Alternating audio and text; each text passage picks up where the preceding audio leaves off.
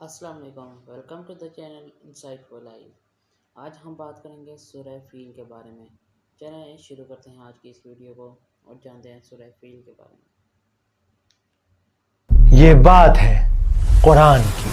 اب چار میں کعبہ توڑ دوں گا اور مکہ کی ہستی اپنے ہاتھ سے مٹاؤں گا۔ بالکل میرے حضور، کیوں نہیں۔ یہ بات ہے ہاتھی والے سال کی۔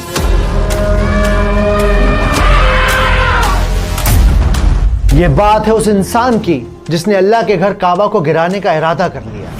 کتنا خوبصورت ہے میرا کلیسا، اب پتا چلے گا دنیا کو میں ہوں ابرہہ یمن کا حاکم، اور میرا یہ گرجا گھر چھین لے گا مکہ والوں کے پیروں کی زمین۔ یہ ہوگا اب نیا کعبہ۔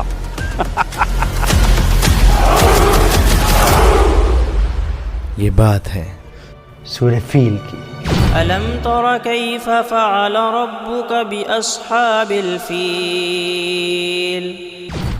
جب بھی قرآن کے اس ترجمے کی آواز کانوں میں پڑتی ہے نا، میرے تو رونگٹے کھڑے ہو جاتے ہیں۔ کیا تم نے نہیں دیکھا کہ تمہارے پروردگار نے ہاتھی والوں کے ساتھ کیا کیا؟ یہ تو ہم سب جانتے ہیں کہ اللہ نے ان ہاتھی والوں کے ساتھ کیا کیا، پر افسوس ہم میں سے بہت کم ہیں جو یہ جانتے ہیں کہ کیوں کیا۔ مجھے اچھی طرح یاد ہے، ہاتھی والے سال ہی اللہ کے نبی کی ولادت ہوئی تھی۔ کون بھول سکتا ہے وہ سال؟ کون تھا ابرہہ اور کیوں وہ اللہ کے گھر کو توڑنا چاہتا تھا؟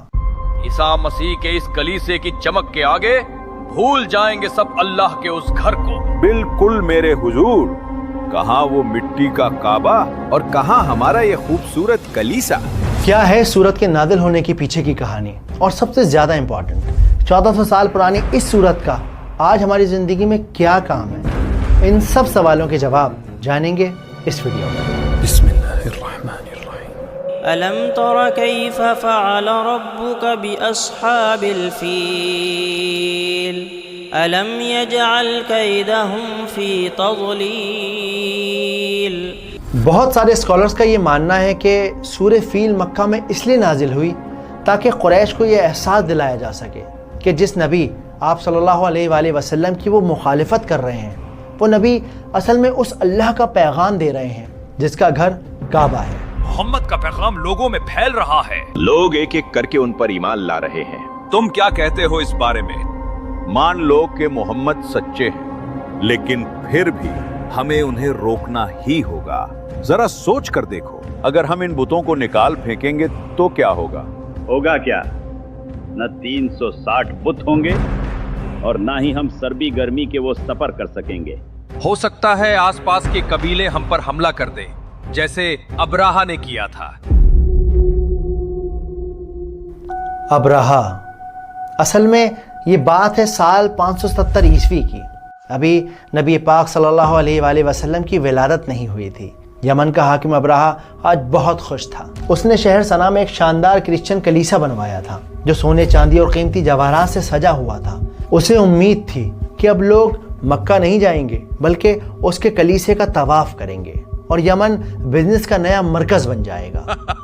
دیکھنا ابزار، یہ گرجا گھر یمن کی نئی تقدیر لکھے گا۔ وقت ریت کی طرح ہاتھوں سے پھسلتا رہا، لیکن کعبہ کی شان میں کوئی کمی نہ آئی۔ ہر روز سورج کی پہلی کرن کے ساتھ الگ الگ ملکوں کے نہ جانے کتنے قافلے مکہ کی گلیوں میں داخل ہوتے۔ یہ دور دراز علاقوں کے لوگ کعبہ کا طواف کرتے، اپنے بتوں کو چڑھاوا چڑھاتے اور پھر تجارت کر کے اپنے اپنے ملکوں کو لوٹ جاتے۔ مکہ میں ہر طرح کا ہنر ہے۔ صحیح کہا۔ آؤ کچھ چاقو خریدیں۔ بازار کی وہ رونق کعبہ کی برکت کا ثبوت ہے۔ یہ مٹی کے برتن بہت خوب بنائے ہیں، کیا دام ہے ان کا؟ مکہ میں ساری دنیا کے پھل ملتے ہیں۔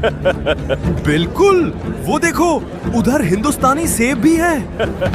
مگر ہر گزرتے دن کے ساتھ ابرہہ کا غصہ بڑھتا چلا گیا، اس کی ہر کوشش ناکام ہو گئی۔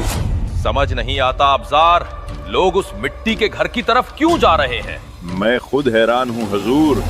اس کے کلیسے پر نظر تو سب کی جاتی، لیکن دل تو صرف کعبہ کی طرف مائل تھا۔ فیضان دیکھو ذرا، کتنا خوبصورت گرجا گھر ہے۔ اب چلو، کہیں مکہ پہنچنے میں دیر نہ ہو جائے۔ اور اس طرح دیکھتے ہی دیکھتے दिन रातों में ढल गए, रातें महीनों में बदल गए, और फिर उस चीखती खामोश रात में उसने फैसला किया। अबसार, जी मेरे हुजूर। काबा को मिटाना होगा। जब तक वो काबा रहेगा, हमारा कलीसा कभी मशहूर नहीं होगा। लेकिन एक वजह चाहिए। वजह भी मिल जाएगी अबसार, वजह भी मिल जाएगी। और कुछ दिनों बाद हमला करने की वजह भी मिल गई।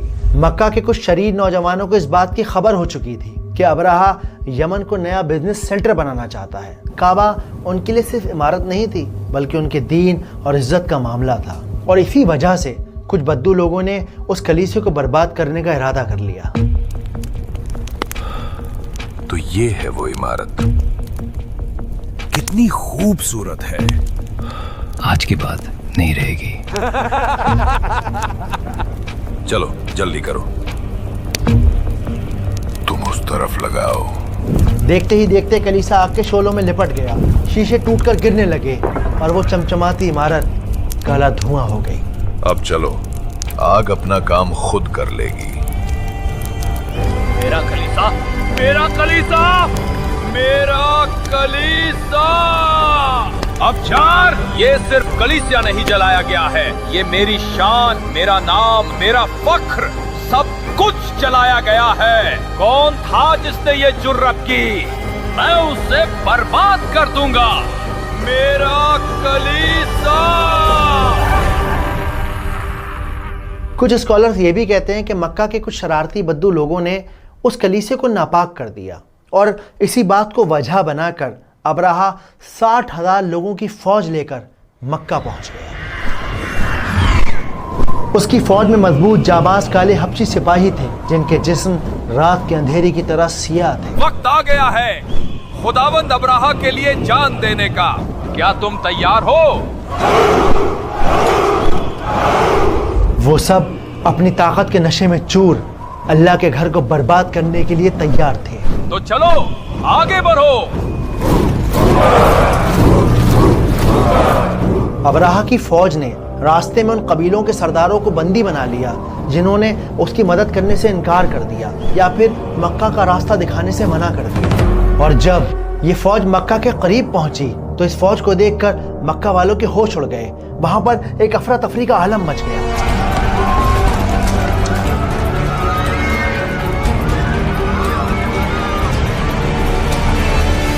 मगर इन सब में सबसे ज्यादा खौफनाक थे उनके हाथी। चिंगारते चीखते हाथियों ने मक्का वालों की रूह को फना कर दिया। या अल्लाह, ये कौन सी मखलूक है?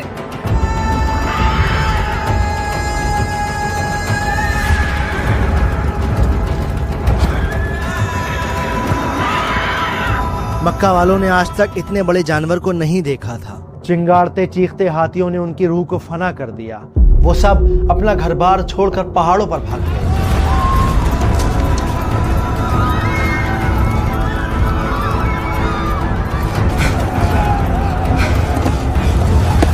हम मुट्ठी भर लोग इतनी बड़ी फौज का सामना कैसे करेंगे? लेकिन काबा के सरदार और आप सल्लल्लाहु अलैहि वसल्लम के दादा अब्दुल मुत्तलिब ने हिम्मत नहीं हारी। उन्होंने फैसला किया कि वो खुद अबराहा से बात करेंगे, और इस ख्याल के आते ही वो अबराहा के खेमे तक पहुंच गए। उन्हें देखकर अबराहा गुरूर से भर उठा। उसने उनसे कहा, अब्दुल मुत्तलिब, अगर काबा की भीख मांगने आए हो तो लौट जाओ, मैं उसे बर्बाद करके ही यहाँ से वापस जाऊंगा। अबराहा की इस बात ने अब्दुल मुत्तलिब को एहसास दिला दिया कि ये आदमी अपनी नफरत में अंधा हो चुका है।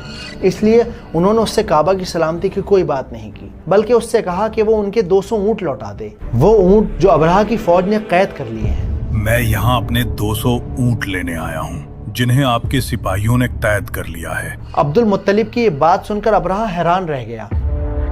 कमाल है, मांगे भी तो क्या ऊंट? क्या तुम काबा की सलामती नहीं चाहते? काबा का मालिक अल्लाह है, वो उसकी हिफाजत खुद करेगा। मैं ऊंटों का मालिक हूँ, उनकी हिफाजत मेरी जिम्मेदारी है, लिहाजा मेरे ऊंट मुझे दे दीजिए। अबराहा गुस्से से भर गया। उसने उनके 200 ऊंट वापस लौटा दिए और इरादा कर लिया कि वो काबा को तबाह और बर्बाद करके मानेगा। सुबह मैं उस काबा को तोड़ दूंगा। बिल्कुल मेरे हुजूर। उस दिन मक्का की वो हवा सांस रोके बह रही थी। अब्दुल मुत्तलिब कुरैश के दूसरे सरदारों के साथ अल्लाह से दुआ मांग रहे थे। ये वो वक्त था जब पूरा मक्का अपने बुतों को भूल गया और वो सिर्फ एक अल्लाह से दुआ मांगने लगे। ऐ अल्लाह, हमारी मदद कर, हमें इस मुसीबत से निकाल दे। खुदाया, इंसान अपने घर की हिफाजत करता है, तू भी अपने घर की हिफाजत फरमा, रहम कर। उन सब की दुआएं, उनका डर, उनकी सिसकियां हवा में घुल गईं।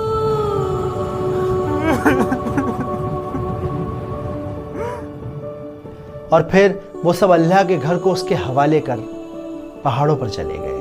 ओ मेरे अल्लाह, तेरा घर काबा तेरे हवाले।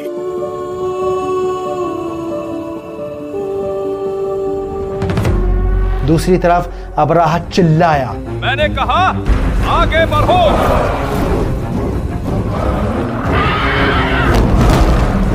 उसके फौजी चीखे, खत्म कर दो।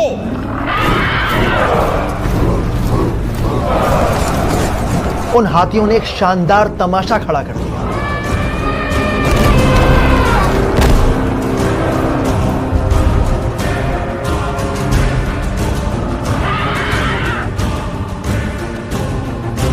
मगर सबसे बड़े हाथी महमूद ने आगे बढ़ने से इनकार कर दिया। वो वहीं जमीन पर बैठ गया।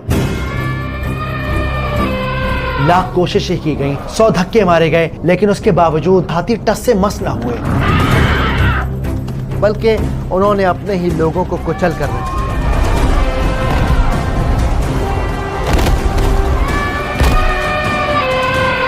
जब उन हाथियों को वापस उल्टा चलाया जाता तो वो दौड़ने लगते, लेकिन जब उन्हें मक्का की तरफ, काबा की तरफ ढकेला जाता तब वो जमीन पर बैठ जाते।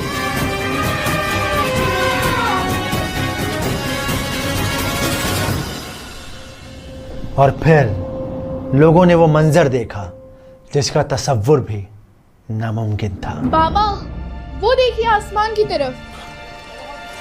ये क्या मुसीबत है? सुभान अल्लाह।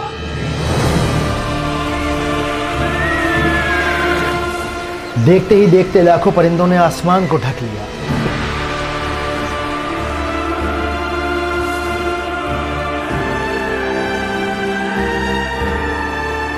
इन परिंदों ने अपनी चोंच और पंजों में छोटी छोटी कंकड़ियों को पकड़ा हुआ था। खुदाया, ये सब तेरा ही कमाल है। और कुछ लम्हे बाद परिंदों के इस झुंड ने उन पत्थरों को एक साथ जमीन पर छोड़ दिया।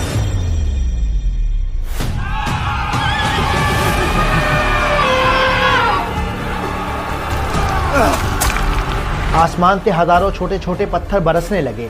ऊंची बुलंदियों से गिरता हुआ हर पत्थर जिस्म को गोली की तरह लगता था। अबराहा की फौज को ऐसा लगा जैसे आसमान से शोले बरस रहे हैं। घोड़े, हाथी, काले हबशी सिपाही अपनी जान बचाकर भागने लगे। अबराहा गुस्से से चीखा, आगे बढ़ो! फौजी चिल्लाए, पीछे हटो! दिन बढ़ता गया। वो सब हजारों लाखों की तादाद में मारे गए। मक्का वाले खुशी से चिल्लाए। और फिर खुदा ने आसमान में बिजली घोंप दी।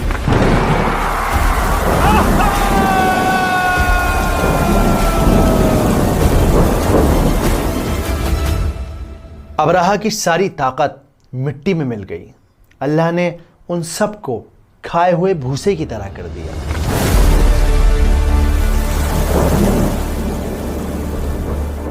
इस वाक़े के 50 दिन बाद आप सल्लल्लाहु अलैहि वसल्लम की विलादत हुई।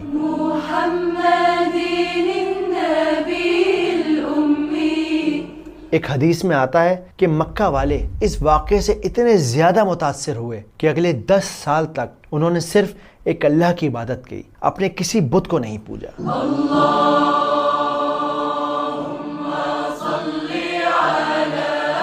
तो ये थी सूरह फील की बैकग्राउंड स्टोरी। अबू हादी, हमें वो सूरा तो सुनाओ जो नबी पर नाजिल हुई है। बिस्मिल्लाहिर्रहमानिर्रहीम। अलम तरा कैफ फअल रब्बुका बिअस्हाबिल फील अलम यजअल कैदहुम फी तज़लील وأرسل عليهم طيرا أبابيل ترميهم بحجارة من سجيل فجعلهم كعصف مأكول۔ چلیے اب اس صورت کو سمجھتے ہیں سنیمیٹک انداز سے، آسان طریقے سے۔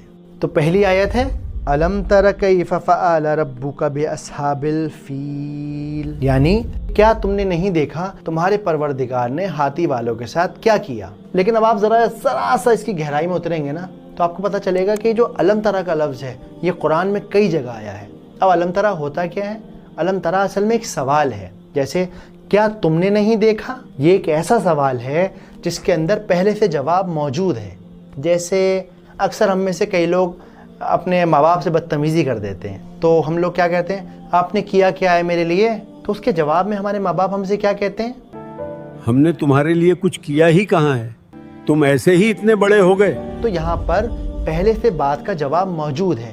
اس کو اس طرح بھی سمجھ سکتے ہیں کہ مثال کے طور پر آپ کے گھر میں سب لوگوں کے لیے ایک ایک آئس کریم آئی، اب آپ نے اپنی آئس کریم کھا لی۔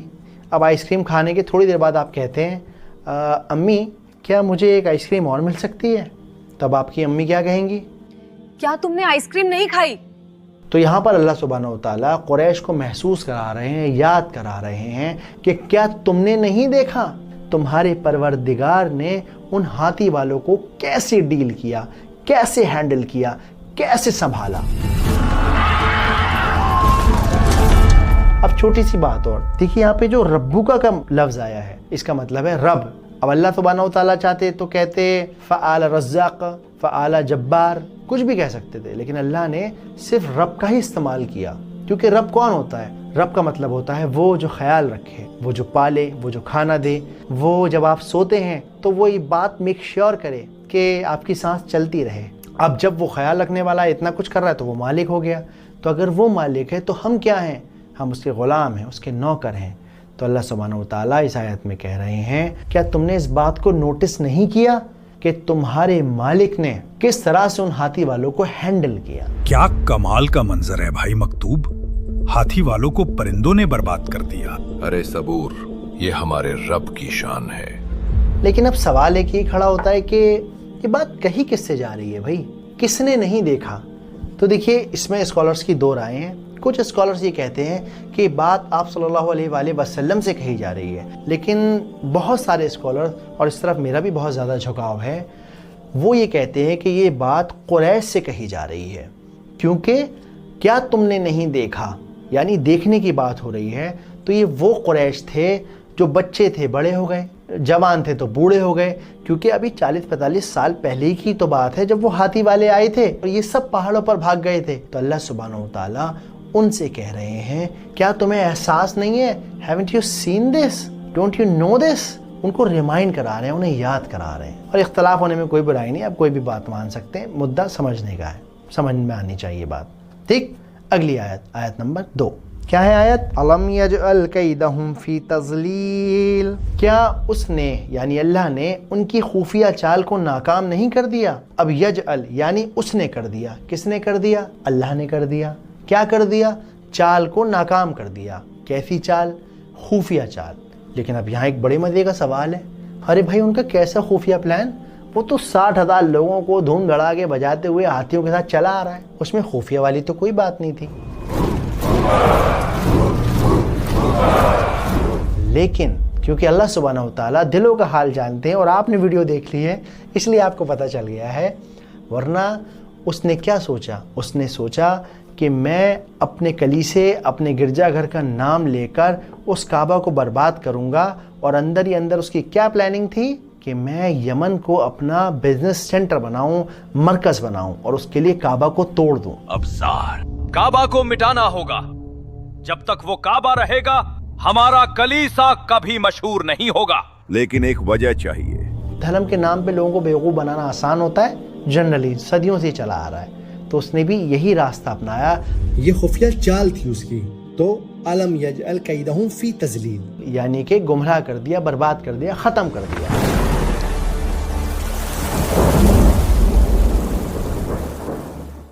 اب آتے ہیں 3 آیت کی طرف، وَأَرْسَلَ عَلَيْهِمْ طَيْرًا أَبَابِيل، اور اس نے ان پر پرندوں کے ہر طرف سے جھنڈ کے جھنڈ بھیج دیے۔ یہاں جو طیرن کا لفظ استعمال کیا گیا ہے یہ اصل میں ایک چڑیا کو کہتے ہیں، ایک خاص طرح کی چڑیا، لیکن یہ جو ابابیل کا لفظ ہے یہ بڑا مزے کا لفظ ہے۔ اب کیونکہ ہم زمانے سے اپنے ابا سے، اپنے نانا سے، اپنے دادا سے سنتے چلے آ رہے ہیں کہ وہ خاص چڑیا ابابیل تھی، اس کا نام ابابیل تھا، لیکن اصل میں ابابیل کا مطلب ہوتا ہے جھنڈ کے جھنڈ، ایک بڑا جھنڈ۔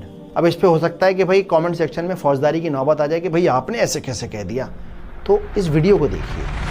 ابابیل اگرچہ ہمارے ہاں ایک خاص پرندے کو بھی ابابیل کہہ دیتے ہیں، لیکن حقیقت میں ابابیل عربی زبان میں کسی پرندے کا نام نہیں ہے بلکہ جھنڈ کے جھنڈ۔ تو یہاں سمجھنے کی بات یہ ہے کہ ابابیل چڑیا کا نام نہیں ہے، ابابیل اصل میں جھنڈ کو کہتے ہیں۔ وہ جھنڈ انسانوں کا ہو سکتا ہے، جانوروں کا ہو سکتا ہے، چڑیوں کا ہو سکتا ہے، ایسا جھنڈ جو ہر طرف سے ان پر آ رہا تھا۔ پر کیونکہ ہم لوگوں کی اکثر یہ عادت ہوتی ہے کہ جو کہہ دیا وہ مان لیا، ابا نے کہا ہے تو صحیح ہوگا، امی بتا رہی ہیں تو ٹھیک ہی ہوگا کیونکہ ان کو ان کی نانی امی نے بتایا تھا، تو پڑھنے میں ذرا محنت لگتی ہے۔ لیکن خیر، کبھی بھی کوئی بات کوئی انسان سمجھائے تو اسے ویریفائی ضرور کیجئے تاکہ ہمیں کوئی بیوقوف نہ بنا سکے۔ بیٹا تمہارے پاس تو انٹرنیٹ ہے، ویریفائی کرنے میں کتنا وقت لگتا ہے؟ تو 3 آیت میں کیا بات ہو رہی ہے؟ اللہ نے ان پر جھنڈ کے جھنڈ بھیج دیے چڑیوں کے۔ اگلی آیت، آیت نمبر 4، ترمیہم بحجارۃ من سجیل، وہ پرندے جو ان پر چھوٹے چھوٹے کنکر والے پتھر مارتے تھے۔ تو یہاں پر جو ترمی کا لفظ ہے اس کا مطلب ہوتا ہے پھینکنا، مارنا، برسانا، اور بحجارتم اس کا مطلب ہوتا ہے پتھر۔ اب دیکھیے، اگر صرف اتنی بات کہی جاتی نا، ترمیہم بحجارتن، وہ چڑییں جو ان پر پتھر مار رہی تھیں، تب بھی بات مکمل ہو جاتی، پوری ہو جاتی۔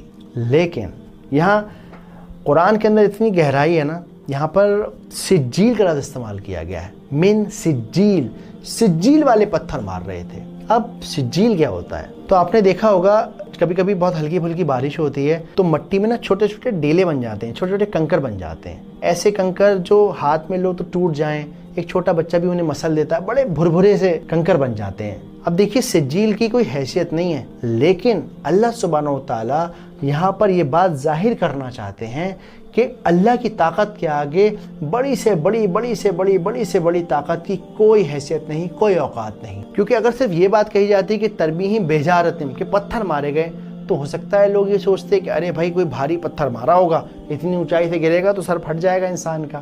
لیکن یہاں سجیل کا لفظ استعمال کرنے سے بات ایک دم کلیئر ہو گئی کہ بہت چھوٹے بھربھرے پتھر تھے جن کی کوئی حیثیت نہیں تھی، پر کیونکہ ان پتھروں میں اللہ سبحانہ و تعالیٰ کا معجزہ تھا تو اس لیے اللہ کے حکم سے وہ سب کی سب فوج برباد ہو گئی، کھائے ہوئے بھوسے کی طرح ہو گئی، جو ہم اگلی آیت میں جانیں گے۔ اگلی آیت کیا ہے؟ فَجَعَلَهُمْ كَعَصْفٍ مَأْكُولٍ، اور ان کو کھائے ہوئے بھوسے کی طرح کر دیا۔ تو یہ جو لاسٹ والی آیت ہے یہ اصل میں جواب ہے، رزلٹ ہے پچھلی آیتوں کا، کہ پتھر مارے تو وہ کھائے ہوئے بھوسے کی مانند ہو گئے، بھوسے کی طرح ہو گئے۔ یہاں پر جو اسفن کا لفظ ہے اس کا مطلب ہوتا ہے سوکھا بھوسا یا سوکھے پتے، اور جو معقول کا لفظ ہے یعنی کھایا ہوا، چبایا ہوا۔ اب یہاں ایک بڑی زبردست سوچنے کی بات ہے کہ اللہ نے یہی کیوں کہا کہ کھائے ہوئے بھوسے جیسا کر دیا؟ اللہ یہ بھی کہہ سکتے تھے کہ برباد کر دیا، قتل کر دیا، تباہ کر دیا، نیست و نابود کر دیا، یہی کیوں کہا کہ بھوسے جیسا کر دیا؟ تو دیکھیے، جو میری بات سمجھ میں آئی ہے وہ یہ ہے کہ کسان بڑی محنت کرتا ہے، اس کے بعد اس کی فصل اگتی ہے، وہ فصل کاٹتا ہے، فصل کاٹنے کے بعد اس میں سے بھوسا نکلتا ہے، اس بھوسے کا استعمال جانوروں کو کھلانے کے لیے کیا جاتا ہے، پھر جانور اس بھوسے کو کھاتا ہے، دن بھر جگالی کرتا رہتا ہے، اور جب اس کا دل بھر جاتا ہے تو وہ کبھی کبھی اس جگالی کیے ہوئے بھوسے کو تھوک دیتا ہے۔ اب یہ تھوک اگر آپ دیکھیں گے نا، جانور کی سلائیوا میں لپٹا ہوا، چپچپا، جس کی شکل بھی محسوس نہیں ہو رہی، پتہ نہیں چل رہی کس چیز کا بھوسا تھا، کیا نہیں تھا، کسی کام کی چیز نہیں ہے وہ، جو جانور نے کھا کے تھوک دیا ہے۔ ان لوگوں کی فوج کو اس حال پہ پہنچا دیا کہ ان کی اصلی شکل معلوم نہیں ہو رہی تھی، ان کی طرف دیکھنے کا دل نہیں کر رہا تھا، ان کے جسم سڑ سڑ کے گل گل کے گر رہے تھے، تو اسی لیے اللہ نے یہ لفظ استعمال کیا، فَجَعَلَهُمْ كَعَصْفٍ مَأْكُولٍ، کھائے ہوئے بھوسے جیسا کر دیا۔ دیکھ رہے ہو ان کے جسموں کا حال، مجھے ڈر ہے یہ وبا کہیں ہمیں نہ لگ جائے۔ اب جلدی سے فٹافٹ ان 5 آیتوں کو دوبارہ سے سمجھ لیتے ہیں، ایک ریویژن کر لیتے ہیں۔ کیا تم نے نہیں دیکھا کہ تمہارے رب نے ان ہاتھی والوں کے ساتھ کیسا معاملہ کیا، کیسے انہیں ڈیل کیا؟ کیا اس نے ان کے اس خفیہ پلان کو برباد نہیں کر دیا اور ان پر پرندوں کے جھنڈ بھیجے جو ہر سمت سے آ رہے تھے، اور وہ پرندے ان کے اوپر مارتے تھے وہ کنکریاں جن کی کوئی حیثیت نہیں تھی۔ فَجَعَلَهُمْ كَعَصْفٍ مَأْكُولٍ، اور ان بھربھری کنکریوں نے ان کو کھائے ہوئے بھوسے کی مانند کر دیا، کھائے ہوئے بھوسے کی طرح کر دیا۔ تو یہ تھی سورہ فیل کی انڈرسٹینڈنگ۔ اگر آپ خود جا کر ڈیپ میں پڑھیں گے تو پھر آپ کو الگ الگ عالموں کی، الگ الگ اسکالرز کی الگ الگ انڈرسٹینڈنگ ملے گی۔ اب اگلی بار جب آپ اس سورت کو نماز میں ریسائٹ کریں تو محسوس کریے گا کہ اللہ سبحانہ و تعالیٰ کتنے طاقتور ہیں، کتنے بڑے ہیں، کتنے طاقت والے ہیں کہ انہوں نے اتنی بڑی فوج کو برباد کر دیا بھربھرے مٹی کے دانوں سے۔ اس کے علاوہ بہت سارے اسکالرز یہ بھی کہتے ہیں سورت کے بارے میں کہ سورہ اصل میں ایک ارہاس ہے۔ اب ارہاس کیا ہوتا ہے؟ ارہاس یعنی ایسے معجزے، ایسے میریکلز جو آپ صلی اللہ علیہ وآلہ وسلم کی ولادت سے پہلے ہوئے۔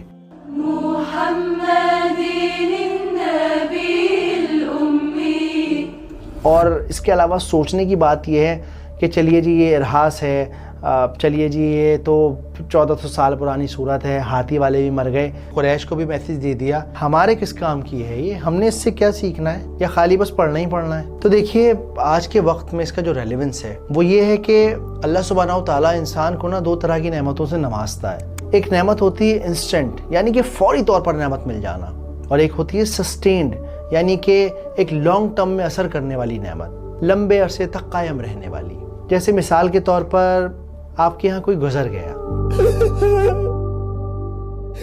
یا پھر آپ کی زندگی میں ایک بڑا حادثہ ہو گیا، کسی نے آپ کا دل توڑ دیا، بزنس میں دھوکہ دے دیا، آپ بہت بیمار ہو گئے، آپ کو لگا کہ اب شاید زندگی دوبارہ ڈھرے پہ آ نہیں پائے گی، شاید اب یہ دل اس طرح سے دھڑک نہیں پائے گا، شاید اب اس کی یاد مجھے جینے نہیں دے گی۔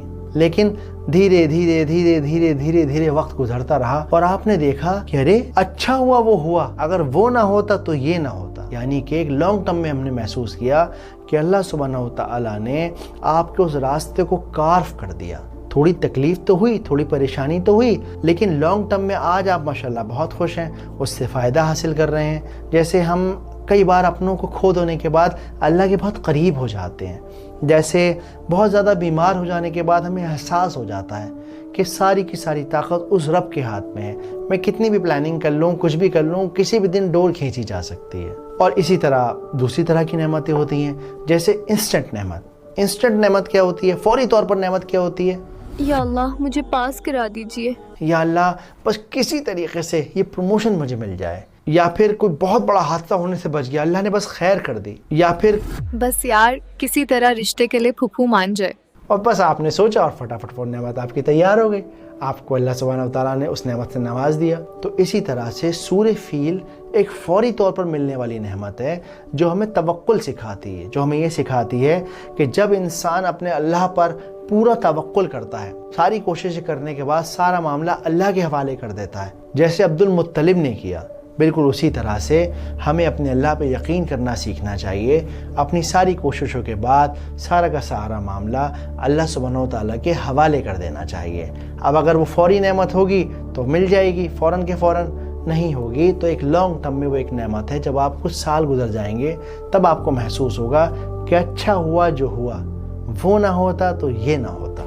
تو اگر آپ نے سورہ قریش والی ویڈیو نہیں دیکھی تو وہ ضرور دیکھ لیجئے تاکہ اس پورے معاملے کو سمجھ سکیں۔ سورہ فیل ایک انسٹنٹ نعمت ہے، سورہ قریش ایک لانگ ٹرم سسٹینڈ نعمت ہے۔ اس کے علاوہ یہ سورت ہمیں اور کیا سکھاتی ہے؟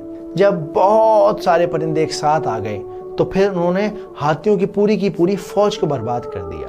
حالانکہ اللہ سبحانہ و تعالیٰ اگر کن بھی کہہ دیتے تب بھی وہ پوری فوج برباد ہو جاتی، لیکن کیونکہ ہر صورت کے اندر، ہر آیت کے اندر ایک میسج چھپا ہوا ہے، تو یہ ہمیں یونٹی سکھاتی ہے کہ جب کمزور لوگ ایک دوسرے کے ساتھ آ کر کھڑے ہو جائیں تو بڑے سے بڑے ظلم کے خلاف آواز اٹھائی جا سکتی ہے، اس ظلم کو ہرایا جا سکتا ہے۔ جیسے سر سید احمد خان نے کیا، وہ کھڑے ہوئے اور لوگوں کو اپنے ساتھ لیا اور علی گڑھ مسلم یونیورسٹی بنائی۔ جیسے نیلسن منڈیلا نے کیا، جیسے مہاتما گاندھی نے کیا، بالکل اسی طرح ہم سب کو ابابیل بننے کی ضرورت ہے تاکہ ہم جھنڈ کا جھنڈ بن سکیں۔ لیکن افسوس کی بات یہ ہے ہم میرے سے اوپر کبھی سوچ ہی نہیں پاتے، اسی وجہ سے آج ہماری میڈیا میں کوئی پہچان نہیں ہے، ہمارے اپنے چینلز نہیں ہیں، ہمارے اپنے پوڈ کاسٹ نہیں ہیں۔ میں ایک کوشش کر رہا ہوں اس طرح کی سنیمیٹک ویڈیوز بنانے کی جس سے وہ جو یوتھ ہے، وہ جو لوگ ہیں، وہ جو بچے ہیں جنہیں ڈرامہ فلمیں بڑی پسند ہیں، ان کو قرآن کی طرف لایا جا سکے، انہیں یہ محسوس کرایا جا سکے کہ یہ کتاب بڑے مزے کی کتاب ہے، اس میں کوئی خوف نہیں، کوئی ڈر نہیں، اسے پڑھ کے دیکھو تمہاری کہانی پار لگ جائے گی۔ تو اگر آپ ہماری سوچ سے ریلیٹ کرتے ہیں تو آپ اس QR کوڈ کو اسکین کر کے آپ ہماری YouTube کمیونٹی کو جوائن کر سکتے ہیں، جس میں ہم AI کے بارے میں، سیرت النبی کے بارے میں، اس طرح کی ویڈیوز ہم کیسے بناتے ہیں وہ ساری انسائٹ آپ کے ساتھ شیئر کریں گے۔